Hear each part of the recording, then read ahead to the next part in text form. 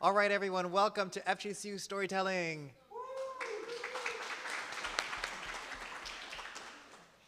A few thank yous to my co-producer, Lori Cornelius. Yay! She's in the Department of Language and Literature, which helps supports these events with the Creative Writing Program and through the Seidler Foundation. So we have the ability to pay our speakers and our storytellers, as well as have food out there. So for our sponsors, thank you.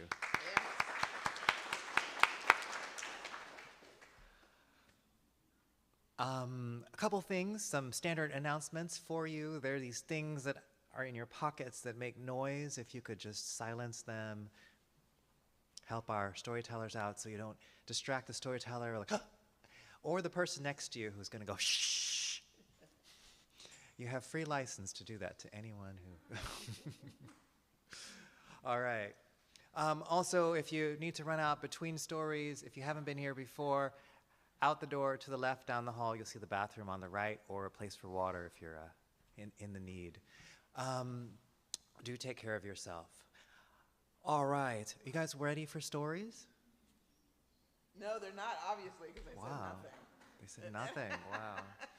So, I'm Dr. Joel Ying, and I'm welcoming you to Stories at FGCU Storytelling. And are you ready for stories?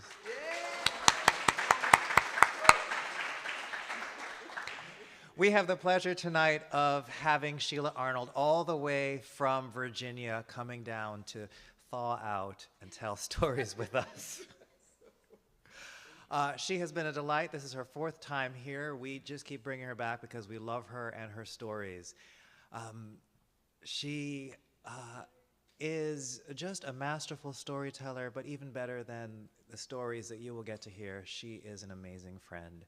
She takes care of the storytelling community and just pulls us in. I remember I went to my first festival. She's like, oh, you're going to be telling on the stage. I got invited to be one of the guest performers at one of the contests they were having. And she took me backstage. She introduced me to everybody. She said, oh, welcome, and what's the story you're telling, and how are you? And I felt so taken care of, so thank you. So because of that, we're taking care of her, and really, really so happy to have her stories. Her stories will make you laugh. Her stories will make you cry.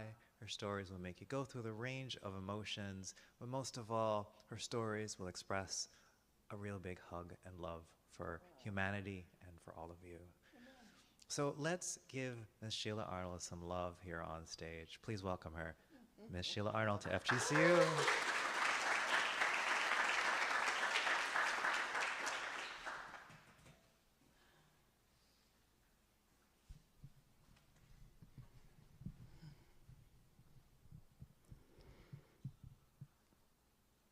This little light of mine,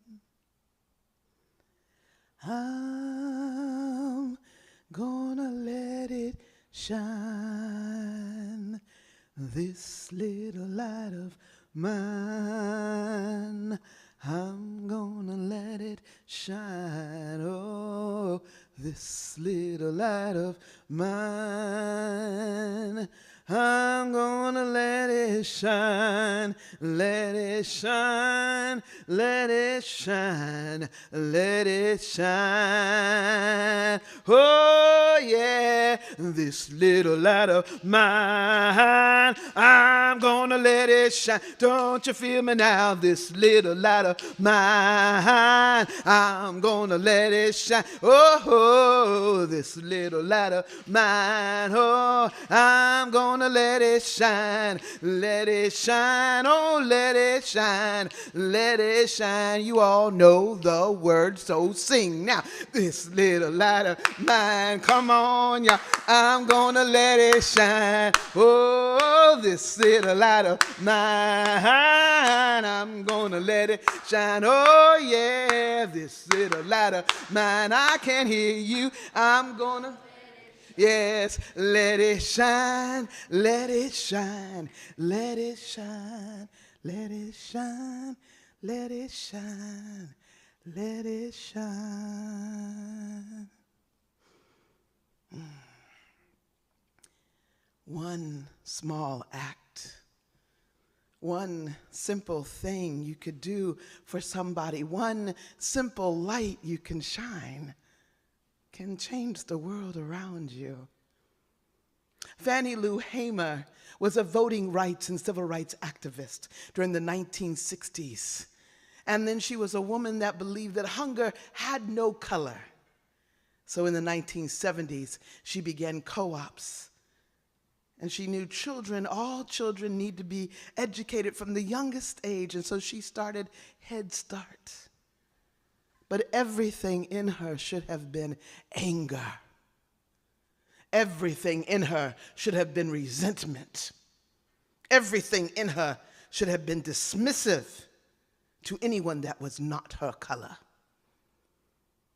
She was born into a sharecropping family, the youngest of 19 children. Started sharecropping by the time she was 10 years old. Someone asked her, would you like to have a piece of candy? And she said, yes. They said, go out and pick some cotton and you'll get some candy. And she did, and she got some candy, and so became her life. When she was 49 years old, she learned she had the right to register to vote and to vote. And she had all kinds of reasons why she wanted to vote. She determinedly knew that there were certain people she was going to make sure were not in office anymore. And there were going to be certain laws that were going to be passed. That they were no longer going to cheat people when they were adding up the money at the end of the year. And they were going to educate people and not take them out of school like she was taken out. Well, she could read all right.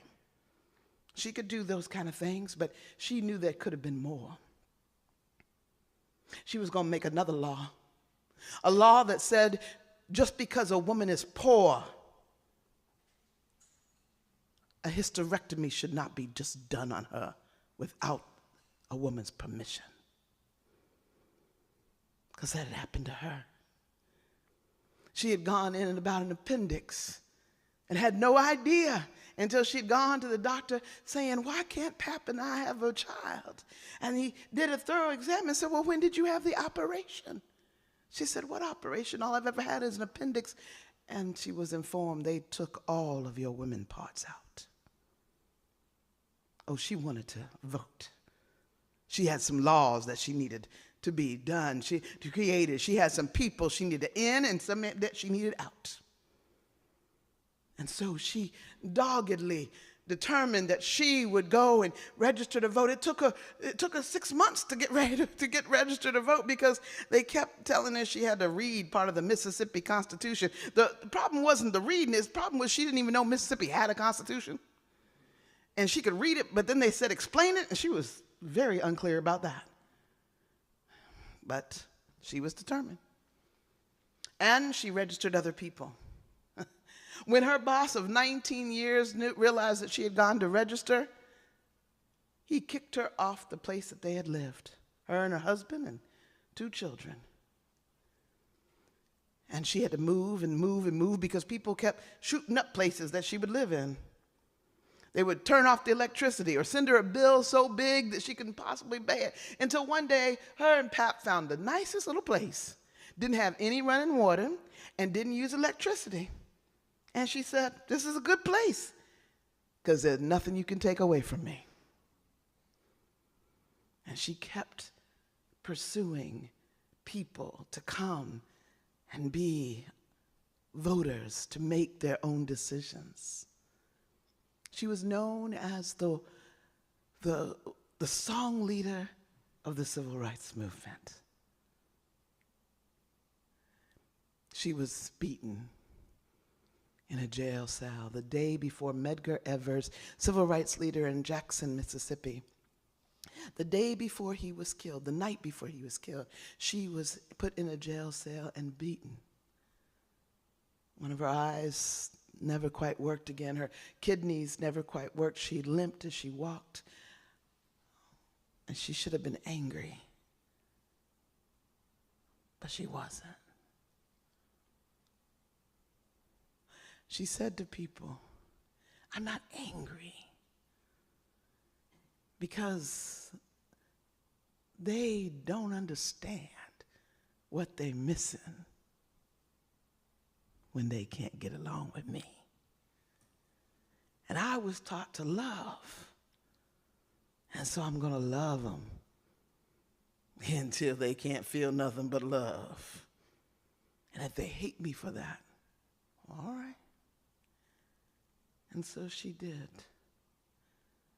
All of her life. Find a way to shine a light. Find a way to make sure that people didn't have to hate. I am presuming that if she had been alive for Super Bowl 60, she would have enjoyed Bad Bunny.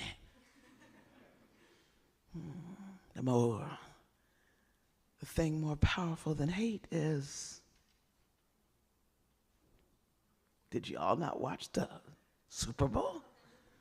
The only thing more powerful than hate is love. She would have liked that. She would have liked that a lot. And so her light shines. I look at her life and I sit there and I go, how can you feel this? How could you live a life of love when people persecuted you so badly? And I want to understand. But then I get to read her words. And over and over and over and over again, she says, I have to shine. I must use my light. And so when I have days that I feel like the world is coming to who knows what, and oh my goodness, can't we just all get along? I am reminded of the woman who did not stop to hate, but continued to shine. This little light of mine, I'm gonna let it shine, let it shine, let it shine, let it shine.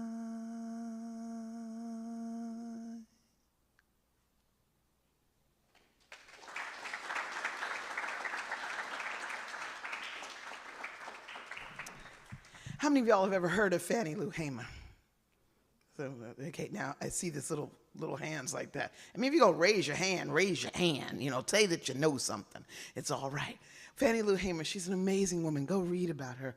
Her ability to remain a woman of love blows me away because of her, there were so many people that didn't stop. There were people that continued on in the movement long after she was dead and gone. John Lewis spoke of her so well.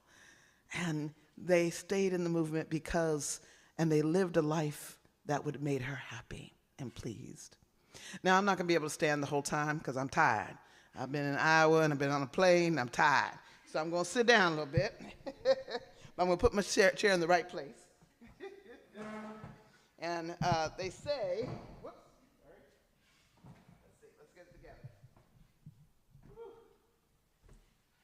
There we go. Oh, I have to practice the microphone because I was doing that with the young people today, so they better watch me do the right thing. Okay. There we go. Can you hear me? All right, so I'll practice what we did earlier. Hi, my name is Sheila Arnold. Thank you. I am so delighted to be here and so delighted just to start with that. This has been a topic that my dear friend Joel gave me and, talked about roots of compassion in that one single act. And I was like, I don't know what to do with this. There's so many things I want to say and then so many things I don't want to say. And what if they're bored? And what if I've been on and on and on. I've just had beaten myself up about this particular topic. But I could not stop getting Fannie Lou Hamer out of my head. because she, to me, is the example of what compassion and kindness is in the midst of difficulty. You see, the thing about compassion and kindness is that we really recognize it when awful things happen. That's really when we think, oh, that person is amazing. Look at their compassion and kindness. And what we're really saying is the world is falling apart around them, and somehow or another they're still good. And that's kind of what I want us to remember, that to be known for your compassion and kindness, it means that things are hard. But just because things are hard does not mean we need to give in to the hard. It doesn't mean that at all. It means that we can actually shine. But we need to talk about that sometimes. Because sometimes we just want to be good and kind and everything be perfect. And that's usually not how it works. So I'm going to share a few stories. And most of them are folk tales, a couple of personal stories. And then at least one original story at the end. And I'll probably pop up and pop down and pop up and pop down. But they say, if a person tells a good story, you don't have to even look at them. And you can tell if it's a good story. So if you can't see me right this moment, close your eyes and see if you can see the story. And if you fall asleep, obviously I did really well because I put you to sleep. No, I'm teasing. But I want you to enjoy the story a lot. This story comes from one of the tribes in the western part of Africa. I'm not certain which tribe. And this man had 2 wives. And he loved both of his wives. But the wives were more different than night and day.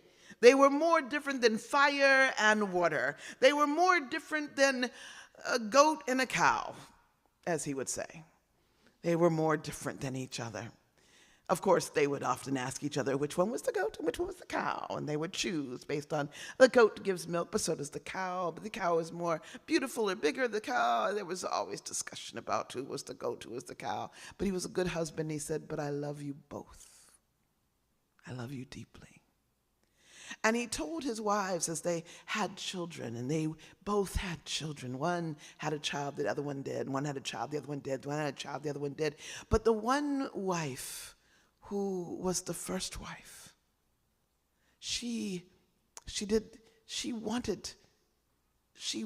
to feel loved. It was not that she was not loved, but she did not feel loved. She came from a place that had not loved her deeply, and so now she felt without love. And so she kept grabbing for his time, and he wanted to give her more and more, but he did bring a second wife, and she became jealous. The second wife was sweet and nice. She was no more or less beautiful than the first wife, but she understood the first wife's need for a husband. And so she would say, husband, go, spend a week with her. And he would say, but you'll be alone. I'll be fine. And he would come back and spend a couple days. Yes, you've got it. Yes, please go. Yes. And so he loved them both. And he said to them, when they all gathered together as a family, and he gave equal portions to all of them. And she would, the first wife would grab some of the second wives. I deserve more. My children are bigger. They were not. But she was kind. And the husband said, your hands are open, many people. Your hands are closed, few people. He said that at the end of every time that they all came together. And the first wife said, I understand this. Hands are open, many people. Get rid of those people. We don't need many people. Needing many people around. Too many people. Keep my hands closed. Hands are closed, few people. Good. We have more for just us. And so when people came to borrow things, she did not lend. She said, no, I have listened to my husband. He was clear. Hands closed, few people. And the second wife said, I know what my husband means. Hands are open, many people. I will give as much as I receive. Hands are closed, few people. I will make sure I am not stingy. And she gave all the time. Someone came around, a poor college student that had no money and was hungry. Okay, maybe not. But it was a young person that had no food and was hungry, and she would feed them. An old one that came by and had no food. A one that was a bum and didn't do any work at all, but he was hungry. So she gave, and she gave a place to sleep, and so she gave. And both of these women loved the husband. So when he became sick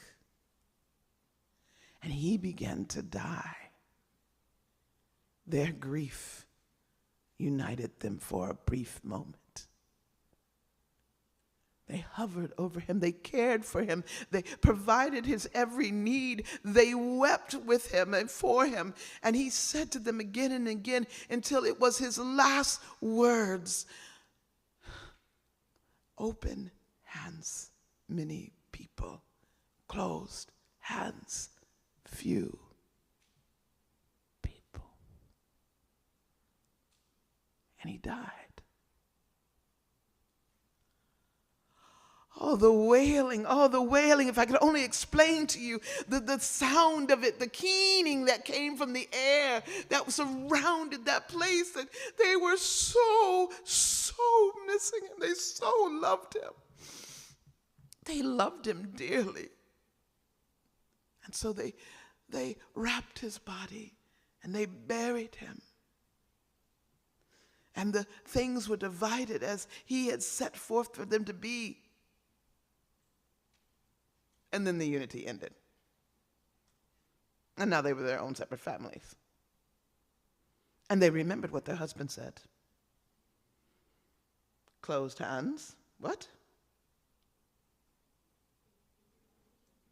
I can't hear you. Open hands. Both of them remembered that. And they moved their homes a little further from each other. And the first wife, she gathered her children around and said, "We must be careful. People will come to take what your father has given to us, and we must be careful with it. We must put it away.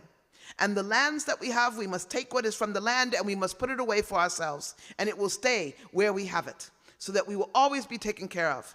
And do not share with just anybody. No, because we cannot have too many people. Your father said so." And so her and her children, they worked hard in the field and they did good work, but they took everything they worked for and they piled it up and they put it away and they stored it so they would always have something. And those that came to ask for anything, no, leave. And then the other wife, she went to her children, "We must remember what your father said. We will open our arms to everyone." And they too worked at the fields that they had, and they did very, very well. So well, they could give to everyone who came along. And they gave, "Oh, you need, yes." And you gave, "Oh, you need, yes." "Oh, yeah, oh, yes." And "Oh, yes." And "Oh, yes, you." "Oh, yes, oh, yes." And yes became the word. And then there was a famine. And neither field did well. Oh, the first wife, she said, "See, this is why we kept our hands closed." And they ate, and they ate, and they ate well, and they ate some more of the stored, and ate some more of the stored, and ate some more of the stored, and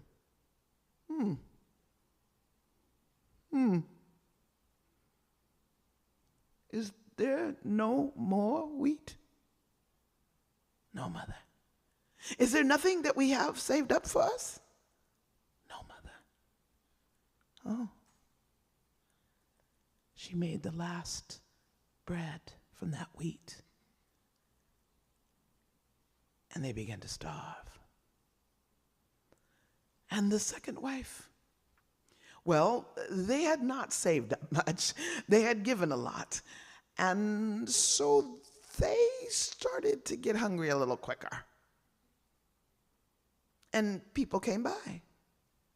"I have not seen you about town. Where have you been?" We have come on hard times." "I remember when you gave to me. Come to my house, have your dinner with me tonight."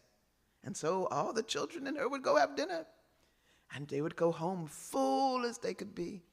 And the next day they would try to do some work, and someone would say, I heard that you are not doing well. You know, I made some new cloth, and I will give you this new cloth. You shall be dressed finely, and you have some extra cloth you can sell. And so she had new cloth, and she could make fine clothes and sell them. And so it was almost every day someone came by to give to her. Until one day came the first wife to the second wife. She saw that the second wife, there was great joy, even in a famine. There was music and dance, and people were all about. Too many people. And she turned away. But the second wife saw her. Come, join us. I cannot. You have too many people, and you are giving everything away. Is that not what our husband said? That is not what he said. Our husband said, open hand, many people. Closed hand, few people. We should have few people. No. Few people come from a closed hand. An open hand brings many people, and you share what you have. Come. And the wife looked and simply asked, the first wife said, may I just have a bit of food? I will not disturb you anymore. And the second wife gave her what had been given to her. And the first wife went home. And that should be the end of the story, because the first wife never went back to the second wife. But it's not. For the second wife knew the first wife would not come. And so she, with her children, gathered what they could, brought their friends, and walked to the first wife's home. And when she heard, the first wife, that there were many people around her house, she said, what are you? And they all gave to her. And with that, she and her family became community and family with others, and their hands remained open, as our hands always should.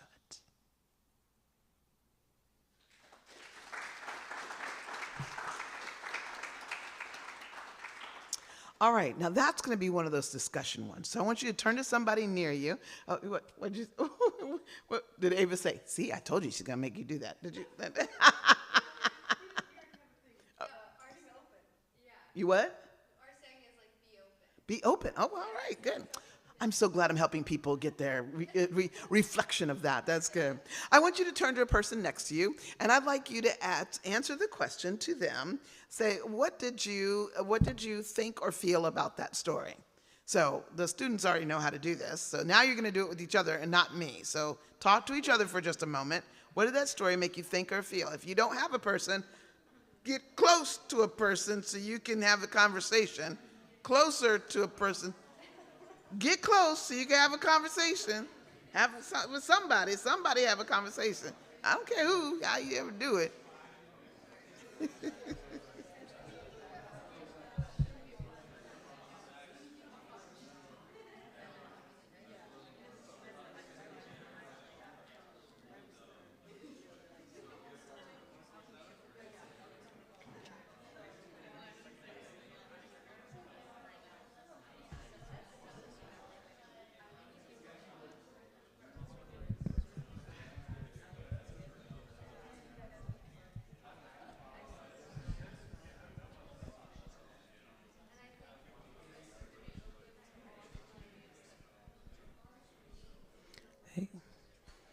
Amen.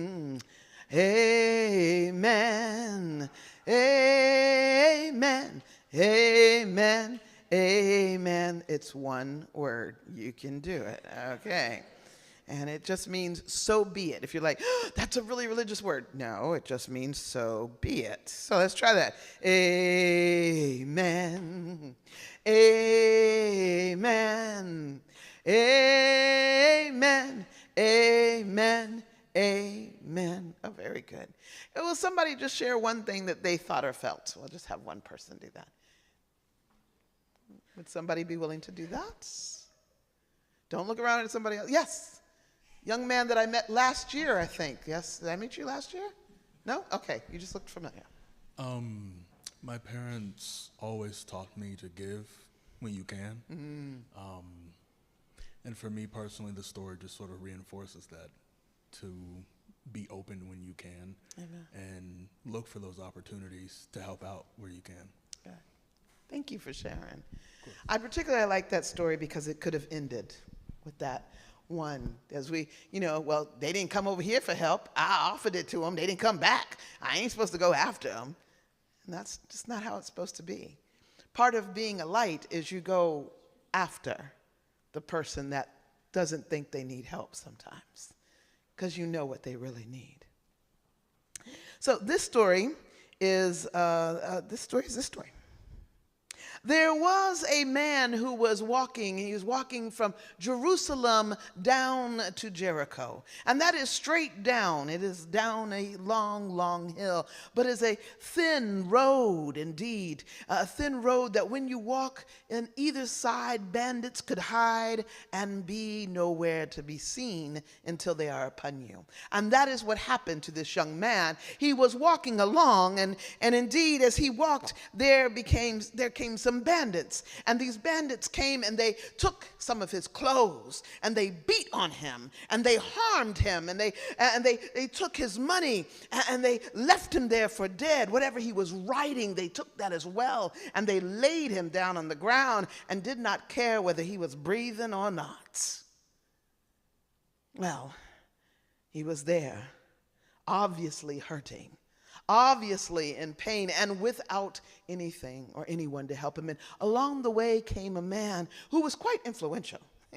He knew he was influential because, well, people listened to him. People regarded what he said. People wanted his advice. People came to him. And he thought highly of himself because he was influential, of course, And as he was walking down the road, he saw the man and went, ooh, something certainly has happened to you. Well, yes, well, I could stop to help you, but my advice to myself is don't stop when you don't have to. And so he kept right on going and didn't. He was an influential man, of course. He knew what was best. And a little bit later, there came another man, a very studious man, one who thought about things of the world, a philosopher. I don't know if you all know philosophers, someone that would stop every now and say, oh, the moon. And then walk on. And then they'd stop and the stars. Very profound. These were the profound things he said. He would just stop and say them for no particular reason. Beauty. And then he would walk along. And here he was, this very wise, this philosophical man. And he walked by and he went, pain. And he walked on. He had much to think about and ponder over pain at that moment, and he kept along.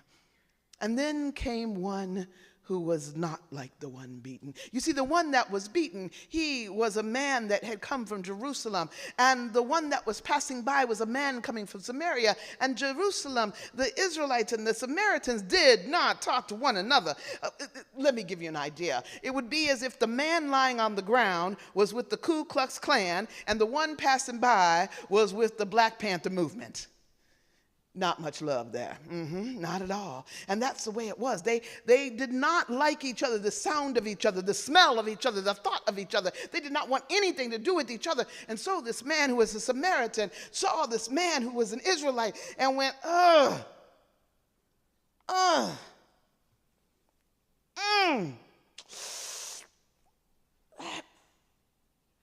should just keep walking. You know, because we never think about where he was walking to. We know where he was walking from. He was obviously coming from Jerusalem, but where he's walking to. Maybe he was going home. He'd been working all week long, and he finally got to go home and see his wife and his children. Or maybe he had just made a good pile of money, and he was going off to spend it in the right place. Yeah. or maybe he was walking, and he was making his way to see his mother, who was on her dying bed, waiting for her only son to come and see him before she died. He was going someplace, and he saw someone not like him, and he stopped. He knelt beside the man. He must have turned the man over. He didn't know when the man saw him if the man would react with, "Don't touch me." He didn't know if the man would react with a punch in the face. He didn't know if the man would react by saying, "Well, of course you're going to take care of me. I'm better than you anyhow." He didn't know.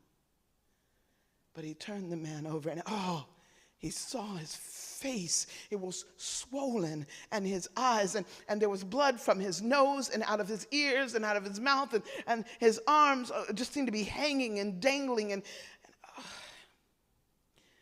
so he got up, and he went to his own donkey, or maybe it was a wagon, or maybe it was a horse, or maybe it was a goat. We don't really know, but whatever he had there, for some reason, he had some of the things that might help. Maybe he carried a first aid kit, bandages, or something that would help if bandits stopped you along the way, or maybe it was just the last of the wine he had to give so the man could at least sleep until he got him to someplace safe. And the bandages, well, he could just rip off parts of his gown, parts of what he was wearing, and wrap it around the man. He would get more. And so he used what he had to take care of the man that didn't look like him. And then he lifted the man. Now, we don't know what kind of man this was. He could have been a big fat man. He could have been really, no harm to anybody who's fat like me. I mean, he could have just been me. I mean, I need all the help I can get. He could have been me, and somebody having to come pick him up. He could have been a little guy. This guy could have been 50 pounds trying to pick up a 300-pound person and put him on a wagon or a horse or a goat. It was hard. It wasn't easy. But he chose to pick him up, or to drag him, or to put a blanket underneath him and kind of roll him over to where he was. And then he took the man. Not home. He didn't take the man to his home. He didn't take him to where he was going. He turned off the path. He could have just gone home, but he didn't. He went off the path, and he found a place. And maybe it was a place he had stayed before. Maybe it was a Samaritan place. But it could have been an Israeli place, and he could have flashed money, and that's why he could go in. But he didn't know. He said, "I need this man to stay here." And did the innkeeper look at him and say, "I don't want that kind of type in my establishment. This is a fine establishment here. We'll have none of this." Or did he look at the money and say, "Yeah, whatever you want, bud. Bring it on." And he got him to a room. And he stayed that night just making sure the man would live. And when morning came, he had to go to where he was. And so he pulled out of his pockets, he pulled out money, and he gave money to the innkeeper to provide for him. But that money, where'd that money come from? Was that the money that he had just been working all week for? Was that the money he was going to use to buy a gift for his daughter's birthday? She was turning all of 6. Was that the money he was going to get for seed so he could plant again? Because it had been a hard year.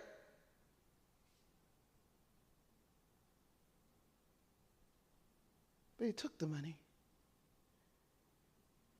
And he gave the money and said, take care of him, and I will come back. I will come back, and I will give you the rest. Did he have an honest-looking face? Or just the innkeeper know him well? Or did he just hope for the money? And would he really take care of that man in the room? The Samaritan left to go where he was supposed to go. And the story ends. We don't know if the Samaritan ever went back. We don't know if the Israelite was told who helped him and screamed out, "How dare one of those people touch my body?" We do not know if that Israelite said, "Can you tell me how to find him?" The one who stopped, the one who used what he had, the one who found a way to pick me up, the one who brought me here, the one who used money for you, whatever purpose, but he changed it to be for me. Can you help me find that person so I can say, thank you?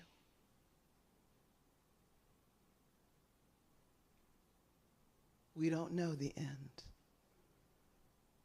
What we do know is what would we do? Where would we stop if they were so different than us? What would we give? It was ours to begin with. How would we care? And why should we? Or would we simply see another human being?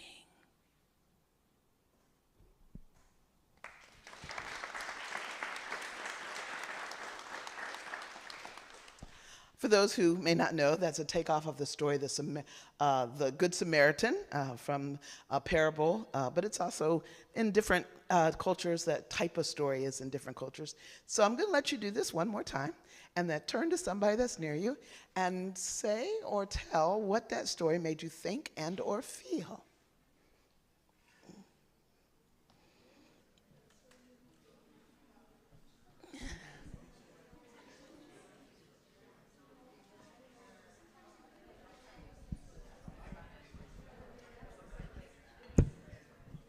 Now, Joel, do I have people online too? All right, to all of you who are online, if you're not actually talking to somebody, then you can talk to your dog or cat, so that's fine, it's good to go. But you can also write down what you're thinking, what you think or feel. And if someone types down what you think or feel in the chat, we might ask somebody to read it for us.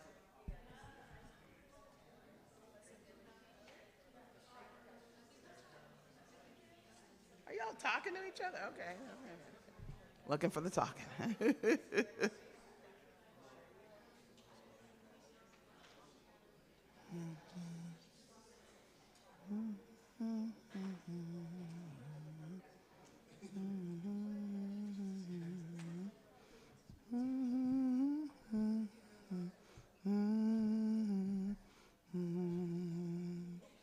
All right, I'll bring everybody back.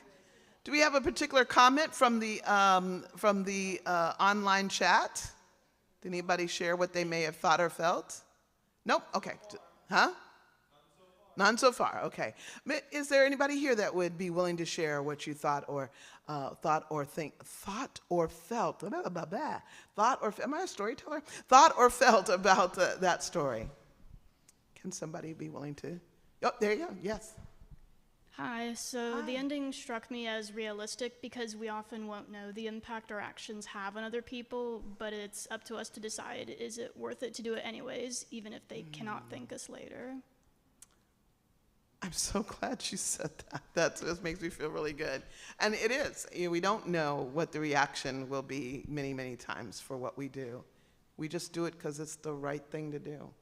Thank you for picking that up. Yes, okay, very good. I enjoy telling that story because it's a basic story. It's just a lot of questions. And it just asks a lot of questions that we may not have ever asked before when we read a story over and over and over again. Anybody else? Okay, one more person. Anybody else? Yes? I really liked how you talked about how, sorry. How he Hold the did- microphone, girlfriend. Oh, sorry. I'm sorry. I blinked. I got a little nervous. That's okay. Okay. I liked how you mentioned in this story about how he didn't know what the guy was gonna do, like if he was gonna punch him in the face or anything. It kind of goes to show, like, who are we willing to help? Like, are we willing to help people despite the possible consequence? Yeah. Yeah. And you might think no one would deny help because they're different. Oh my goodness. Oh my goodness. His name was Charles Drew, Dr. Charles Drew, African-American man that helped to make sure that we could do blood transfusions and such. And people would not they put on the front of blood, black and white.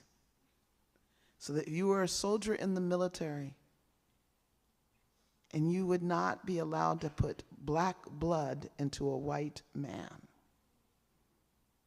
and vice versa. Like, that's insane. There's another man, his name is, oh goodness, his name is gone in my head. But he was the man that created, African-American man, Granville is his last name, and he created the face mask that soldiers would eventually use in the military, gas mask. And he very much wanted to, have people use it, and people refused to buy it because he was a black man. And then there was a accident in one of the mines, in a gas mine, and it went down. And they knew that they could hear that there were people alive in there. They couldn't get down. They needed to have somebody to really, or a mask to go. And he said he would go. And when initially offered that he would go, people said, "We don't want you to go down there to get them because you're black." Now, eventually, he did go, and he pulled them out. And he pulled out all except one. One person died. But people still refused to buy it because a black man had created it. And until the military bought it, it wasn't used. So do we know that this happens? Yes, we know that people will take the color, as somebody reminded me, in Florida, people during the days of Jim Crow and when civil rights was happening, people would rather fill a pool and not use it than share a pool with someone that did not look like them. They would have what we called down here, they called them swim-ins. Y'all ever heard of a swim-in? Well, if you didn't know, just so that you know, I want you to be clear, this is what they said, that if you were in the water, you had to put a dividing pair of buoys between the black side and the white side of the swimming areas on the beach. I heard about all these wonderful beaches. So imagine the beaches that you all have all told me about, and you divided the beach with a bunch of buoys and possibly a net in the water yes. And the reason is because you did not want the black water to come over and mix with the white water. And so, I am not lying, that is absolutely. And so what they had was they had swim-ins. So they would go, and African Americans would go and swim in the white water, or they would remove the buoys. You know what? No one turned black. And no one turned white. I don't know how that happened. It is amazing. And I say that about black and white, but it could be about religions. It can be about, there's so many things that, I love it when people say, we just don't, somebody said, we just don't see anything that the Arabic people have ever brought to us. And people go, oh, maybe 1, 2, 3, 4, 5, 6, 7, 8, like our whole numerical system is done by them. Like, oh, okay. Well, we shouldn't use it then. Oh, no, we don't ever say that, you know. But we need to recognize that people will literally stop and harm themselves just so that they don't have to be influenced or touched by someone different. And there's different kinds of things. My father was in the military, and he was an officer in the military and rose to the ranks fairly well, being the first black to do this and that and all kinds of things. And my mom was a wonderful military wife. She did not expect that life, and so she had intended my father was going to do his ROTC work, and it's 4 years in the military and get out and get his own shop and do auto mechanics, and my mother was going to be an accountant. She was very excited about it. And then my father stayed in for 35 years. So, yeah. So my mom was always in a position, because she was an African-American woman, and he was rising so quickly in the ranks and doing some of the first of things, that she was always in the position where people were like always trying to make her prove herself. Always trying to make her prove herself. I remember my mother being in the line in the grocery store over in Würzburg. This is a story that she told me. She loved telling this story. And she was in the commissary where they shopped. And she was in the line, and she had a substantial amount of things. It was like the regular, every 2 week month shopping or something like that. And my mom was nothing special. She was the commander's wife. She was the commander of the base, was my dad. And she was the commander's wife, but she didn't walk around like a commander's wife. She was like an ordinary person shopping in a store. I don't know how to describe her. She's my mom. All right, so she's an ordinary person. Well, she's in line, and there's 2 women right behind her.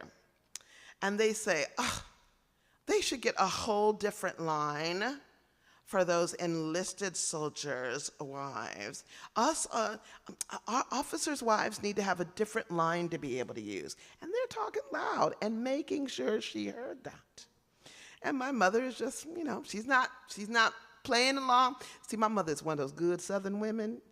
You all know those good Southern women, the women that say, bless your heart. Mm-hmm. The ones that can rip you apart and you go, I think she insulted me, but I liked it. Okay? My mama was that kind of woman, so she didn't say much and such like that. And she probably wasn't going to say anything at all. And these women were literally embarrassing themselves. And they just need another line. And And so she's just pushing her cart, and she gets up and she says hi to the salesperson. Cashier. And the cashier obviously had heard all this stuff too. And the cashier said, hello, Mrs. Arnold.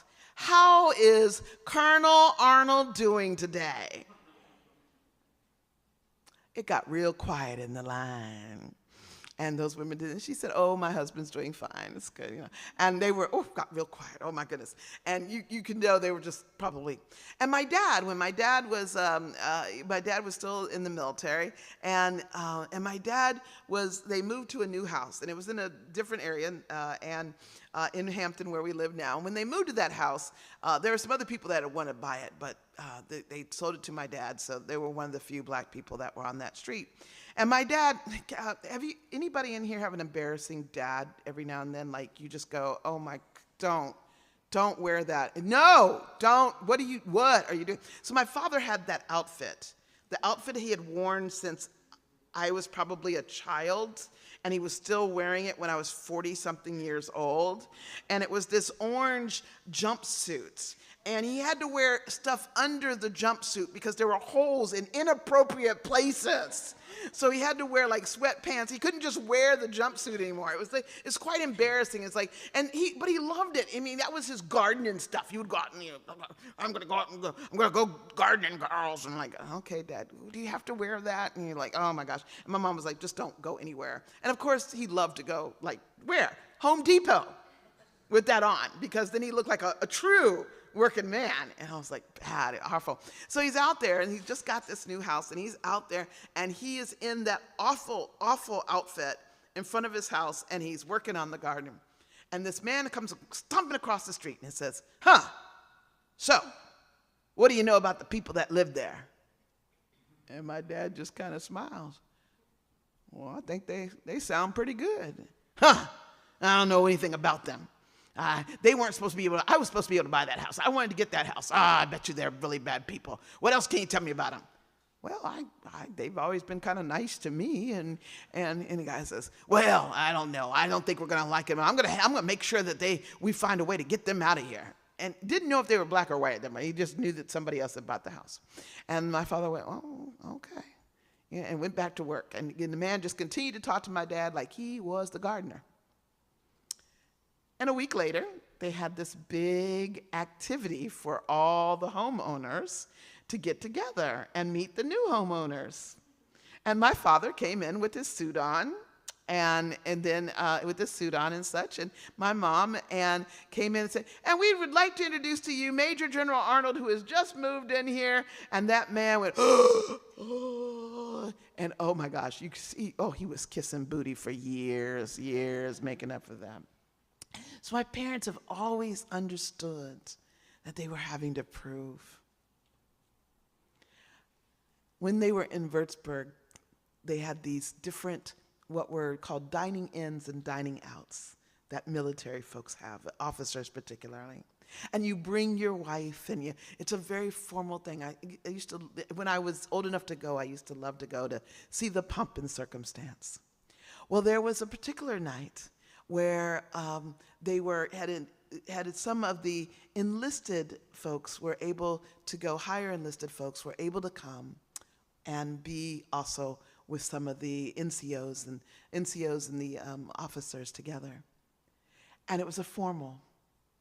My mom looked great. She always did. My mother would dress in these wonderful things with sequins on them, and she would wear these long gloves. And I would say, Mama, you look so beautiful. She said, I'm going to the innermost, of the outermost, of the uppermost, of the inner. I mean, she would go on and on. She never went anywhere. We just thought she was beautiful. And my dad had it all. He had all his whole rank stuff and all of his buttons. And we'd go as little girls and go, what is that one and that and that one? I don't remember any of them. But he had to tell us 100 times what they were. They looked so good. And everybody was supposed to wear their dress blues. And the women are to wear their long dresses. And they came in. And my mother was there beside my father, greeting each woman at the door, greeting the men. And in she came. She was on the arm of a young officer. He probably was no more than a first lieutenant, maybe even a second lieutenant. And she may have been the wife on the way to becoming the wife, but not quite the wife. But whatever she was, she had not done this. So when they said formal, she thought that meant, I'm going to a party at a disco club. And so she wore a itsy bitsy teeny weeny little dress that wasn't quite formal. And it was shocking, because not only was it not quite formal, it was bright red. And she had her hair done and nails done, and she was in line, and you could see it all over her face. My mother said you could see all of a sudden she realized. Because when she walked in, every woman did. And there was an audible gasp in the room. Because you know why there was a gasp. You all know why, right? Because the first gasp was like, Lord, have mercy, what is wrong with that child? And the second was like, oh, don't look at her, honey. Honey, do not look at her. Do not look at her, okay? Because she was one of those beautiful, but she was young, and she immediately saw that.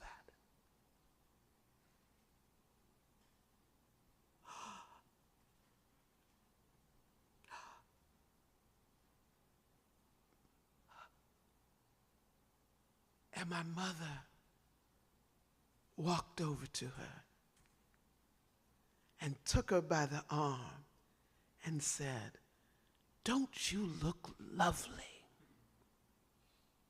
Come along, let me introduce you to people. And that night, the one with the lowest rank became the highest ranking woman's friend.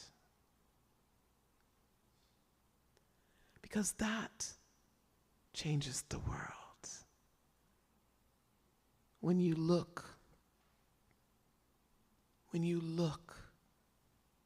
for those who need to be lifted.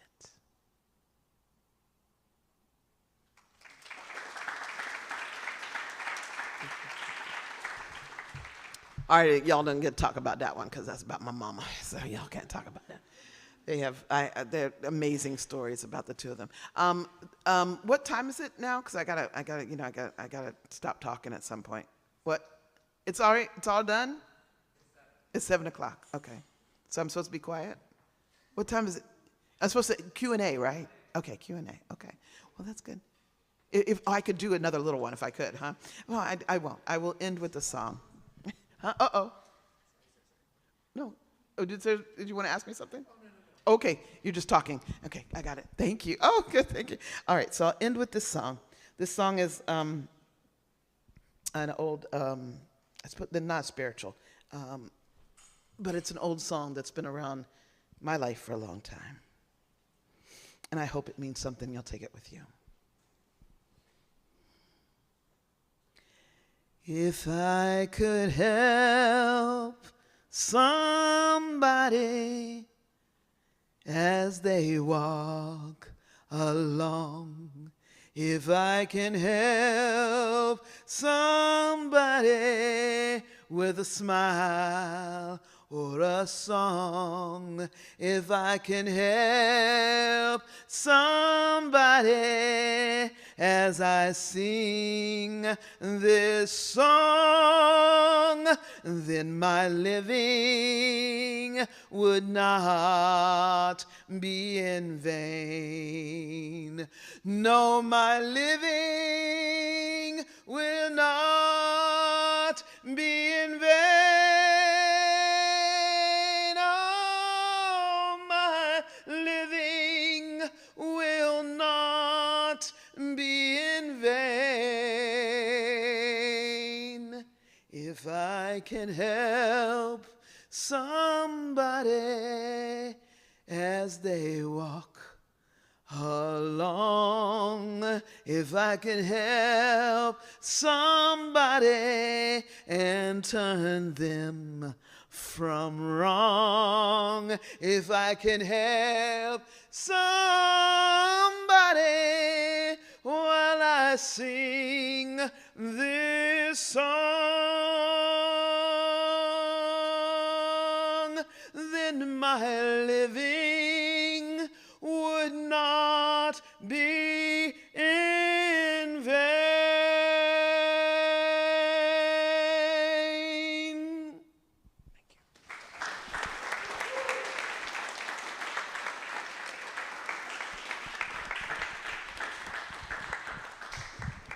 Thank you. Now, I think I'm supposed to do question and answer with you, so you can ask me about anything or nothing at all, but you're supposed to ask me. You got a half hour to ask me about anything, so thank you for letting me come, guys. I appreciate that so much. Please help Joe. Give him a question. Somebody back there. There's somebody back there. Steve, here we go. You've been telling stories for a while now and doing it beautifully. How has that changed you over the years? Ooh. That's a great question. I did not understand when I was younger that I see the world through stories. Just so you know, if there's something you generally love, you start seeing the world through that. My granddaughter, my newest, my son's getting married, so my granddaughter, she loves, and I'm going to say it wrong, manga? Is it say manja or manga? M-A-N-G-A. Manga. Manga, okay, thank you. So I think it's like, she loves manga, so she sees the world through that lens all the time. Like when we're having a conversation, it's always going to go back to that. And she's going to describe things using that. So what we love, we tend to see the world through. My cousin is a professional singer. She's amazing. We can go to the same exact thing together. I will find the great stories. She will find the great songs. And that's just how we see the world. So that is a big thing that has changed for me, is understanding that part of me, that I see the world through stories and as stories. And because I see the world as stories, I really, now that I understand that about myself, I'm okay in describing things as stories and always giving back through a story. And so it has taken, and I understand it's my purpose, I'm supposed to see the world that way, and I'm supposed to relate things in that way. But it's what you love. If someone loves fishing, every story is going to have a fish in it, you know? And you're laughing because you're like, I know people like that, you know? So, and it just is. So that's what I've learned the most, is I'm supposed to do this work, and that is how I'm supposed to do it.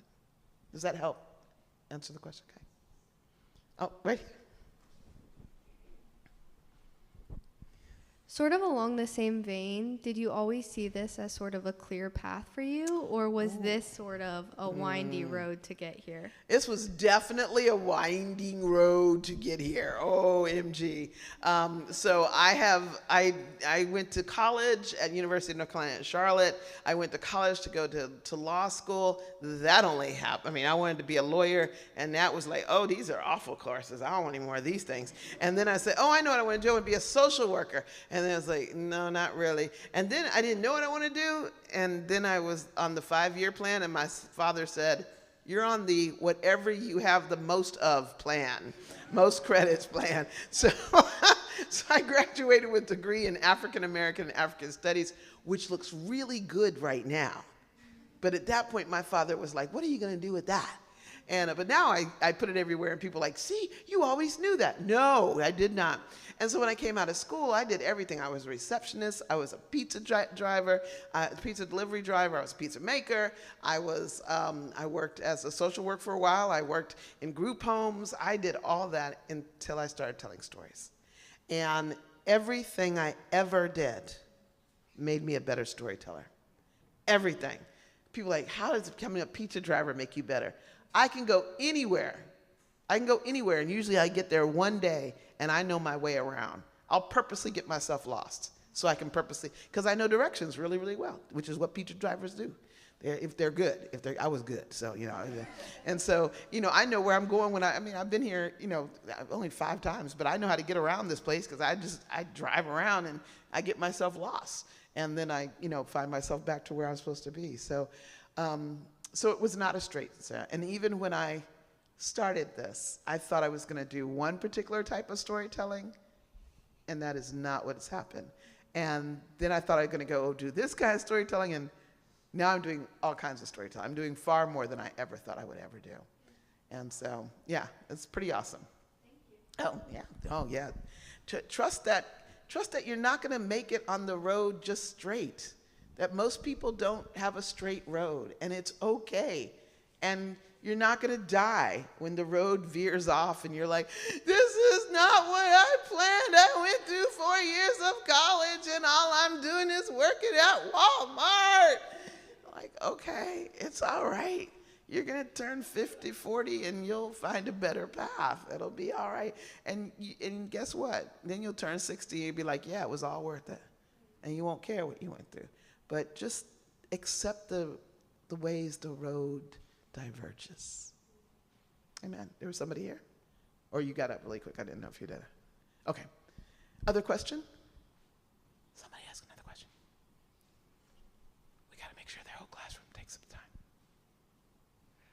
Can you, you mentioned that you see the world through story. Yeah. How would you define story, and why do you keep telling them? Wow, why are you my friend? How do I describe story?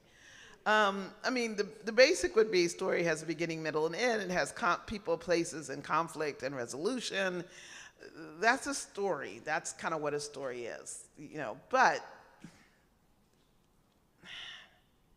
what was the second part of the question? Oh, why do you tell them? I don't. But it's more than that, because it is the connector to people. We absolutely need stories. The way you define what you do, the decisions you make in your life, are the stories that are behind you. What you have learned as you were coming up, The stories that were taught to you, the stories that are part of your story, you know, like, okay, if I put my, you know, I learned that if I pull the dog's tail, eventually the dog will bite me. I don't want to do that anymore, so I'm not going to go around pulling dog's tail. But that also might mean I don't want to be messing with people for too long, because if I start joking them too long, they also might turn on me. So you're always seeing the world through story. Stories are that great connector between people. The greatest thing you can give to a person, I believe this with all my heart, is to listen to them. Listen. Just listen. And I don't mean listen and do what I sometimes do, which is multitask.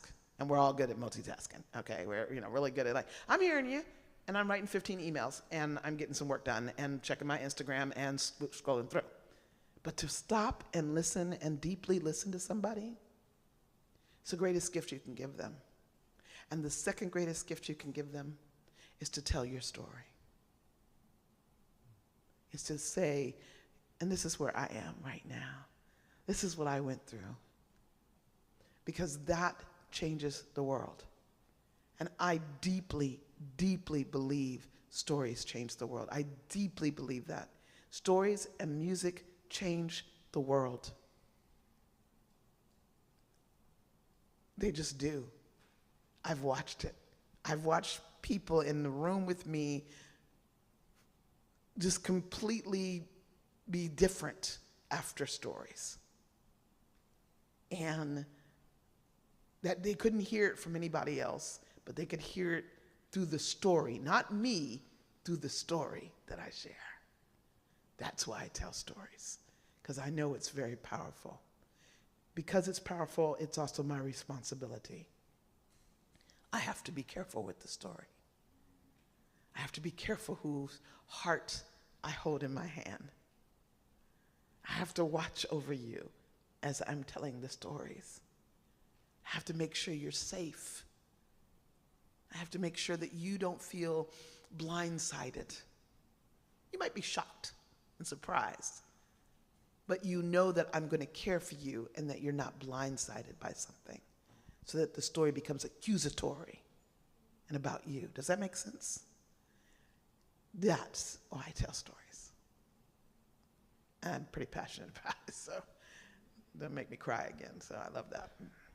Give me another question. I like these questions. Yes? How do you go about crafting your stories? Ooh, that's good. How do I go about crafting my stories? Well, lots of different ways. There are stories that I have an idea that comes to me or that I see, and I go, oh, I should write a story on that. And then over time, the story comes into life, and I add that part, and I add this part, and it's so beautiful. And that is rarely how I get to tell a story. That is just not my world. Often what happens in my world, and please know this is my stuff, this is not everybody else's. Often what happens to me is I read something, or I think something, or I'm doing something, and I read something and go, oh, that would be a great story, and I get the story all in full right that moment. And then the story says, I'm ready to be told right now. And you're going, but I just found you, and no, I'm ready to be told right now. Like, no. I need to practice you. And no, if I do not tell a story when the story asks to be told, it will bother me until it is told. It is not very kind. And some stories are, and so I come at them in lots of different ways. I will tell you this, it's a secret. You may not tell this to anybody else. Please do not pass this on anywhere. Right? My best place to craft a good story is in the bathroom. I'm here to tell you. It's just amazing things that come out when you craft a good story in there. So that was my own joke to myself. Okay, but anyhow, it is really. I mean, I will talk a story all the way through, and by the time I get out of the bathroom, I'm just like, it's all done. I'm ready to go to present it. So it's various ways. I do not write down most of my stories. I do not write a story down until it's probably I've told it 50 to 75 times. It doesn't. It's just up here. And when I write it down, that means it's on its way to not being told very much, just because that's the direction where my stories are. So when it's written down, I'm like, I have a whole set of things that are written down, but I don't tell those stories as often. But yeah, and if you ask me, I have probably 500 plus stories just sitting in my head at any one time. Yeah. Okay. But so somebody told me, I told somebody to told a group of people that were in a class with me, I said, add up all your stories and, see how many stories you had. And someone said, well, how many stories do you have? Because they were going to get smart with me, right? Well, how many stories do you have? I'm like, seriously? And I said, yeah. I was like, okay. So I showed them my story list, which is 20 pages long. And they went, oh. And it's not like the story and what the story is about. It's like the title of the story, 20 pages long. And they were like, oh, okay. But I'm not saying that to be prideful. I like stories, and stories stay in me, and I like to tell them. Yeah, yes. And is there something online that somebody wants to ask me online? Okay. It's not so much a question as more just a statement that I would like you to expound on. But do you think maybe when you write down stories, it's because stories are supposed to be alive and breathing, and when you write them down, there's sort of a stagnant nature to them? So when you keep them sort of in your mind and in yourself, you allow that life to continuously be poured into the story. I'm so glad you put that on tape. I will use that as my explanation next time that I do that. That sounds great. Didn't that sound great? Yeah, I love that explanation. That sounds delightful. I think that's a wonderful, yes, yeah. Well, I don't want to put words in. No, you just did. Thank you so much. I don't know. I just know that I don't, and I don't know if it's because it's stagnant or not stagnant. I just know that I cease to use them as much at that point. But I do use them. It's just I don't use them as much. And maybe it's just it gives rooms for other stories to be able to begin to filter in. But yeah, I think that stories are very alive. They change all the time. Like I've never told out loud in front of an audience the story about my mom. Now I've told the story about the commissary thing and my dad and the gardener thing because it's embarrassing and my dad is embarrassing. And I love my dad, but he is just one of those guys that you're just like, Dad, do you have to say that in public? Do you have to do that in public? Oh. And I'm 61 and he's still like that, so I love him. He's great. But I had never shared this story until I was talking to a friend and I shared it with a friend. They said, that is just a little story of a powerful woman, of your mother doing that. I was like, ah. Oh. So that was one story I knew I was going to share, share that story here and see how you all reacted to that story of my mother with that young lady. And yeah, just how that, it could have gone very badly and would have gone very badly had my mother treated her differently. So yeah, there's new things. Oh, good. One more question. So does I don't know if this makes sense, but do you tell stories differently based off of how your audience reacts? I do tell stories differently, not how my audience reacts, sometimes how my audience reacts. So I love you all. You all are a lovely, lovely audience, but you're not a talking audience. Now, let me tell you. Some of us who were raised in the black church know what a talking audience is, all right? Because that means, when I'm telling stories in a talking audience, that means when I'm in the black church and I'm telling, they're like, yeah, go ahead, girl, tell that story. Mm-hmm. Oh, yeah, yeah, that's what I would have said. That's what I would have said. I mean, you just get all this feedback, man. It just totally changes the way the story comes out. It was amazing. And that happened the other day with two young men that were in this, and they were of Arabic descent, and they were just talking back. And I was like, oh, this is so cool. But it's a part of their culture as well, a part of their particular culture where they're from. And so I was like, I love this. So there's quiet audiences, and then there's louder audiences. There's kid audiences, and I always have to watch out for the one kid, like that you say, oh, this is for kids from 10 years, scary stories for kids from 10 years and above, or 13 years and above. And then the parent that goes, oh, they're used to all the scary stories. They're 8, they're okay. And you're like, nah, I'm about to kill 1,500 people in my story. No, you're not. Your children are not ready for what I'm about to do, And so you adjust it a little bit when you get that. I also, when I'm with older groups, when I'm with particularly senior citizens, I add a lot of song, because songs are a way of igniting memories. And so I want to ignite those memories in lots of different ways.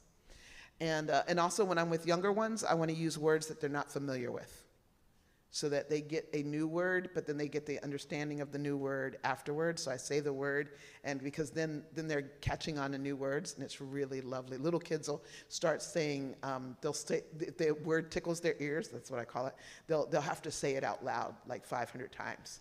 You know, my grandson, we're reading a book, and he's overhearing us read this book with my older grandson, my baby grandson, and he heard the word liesel and my son was reading with it. He said, is it liesel? And I said, yeah, it's liesel. And so then my baby grandson was like, liesel, liesel, liesel, liesel. I mean, he doesn't know what it means, but he just likes to say it because it does something to his ears. It opens him up. Okay, I gave way too much information. I obviously did. So I'm going to end here because it's about time to end, right? Yes. So can I say these last words? Please. Okay, so what I want to say more than anything is that your stories are important. Your stories are important. Sometimes you may not think you have a story. You may think that no one would really want to hear your story. But I'm asking you, in this time right now that we are in our country, in our world, we need your stories, because they are the ways that we connect and the way that we build bridges. And we've done a great job of building a lot of walls. And it's going to take extensive work to build different kinds of houses that incorporate you to have lots of different people in them. And so we need your stories, your personal stories, your funny ones, your sad ones. We need history stories, things that you find out about that you just want to share. But we need your voice. We're desperate for your voice more than any time that we've needed. And thank you for listening to these stories tonight. And I really hope you go and share some of them with somebody else. And then share when you've been kind. And share when you haven't and what you learned from that. That is my hope. Thank you, Joel, for bringing the stories here to FGCU. It's awesome. Thank you.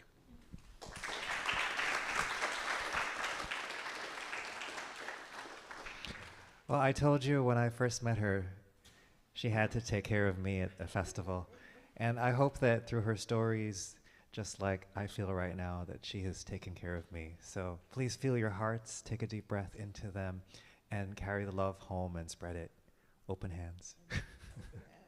A round of applause. Sheila Arnold will be here tomorrow. She'll be doing Stories of the Underground Railroad at 6 o'clock. So Law and Order this time, right? Law and Order. Completely different program tonight. Yes. A historical set of stories, Underground Railroad. You'll see a whole different Sheila Arnold. We have next week, Josh Goforth. She's going to swoon. Maybe you should sit down. Appalachian storyteller and musician. He will bring his fiddle, his banjo, and his guitar. Only three, because he's driving. He plays like 20 instruments, but amazing Appalachian storyteller. And please come to more of the storytelling events. And please, as Sheila says, just share your own story. Another round of applause for the lovely Sheila Arnold.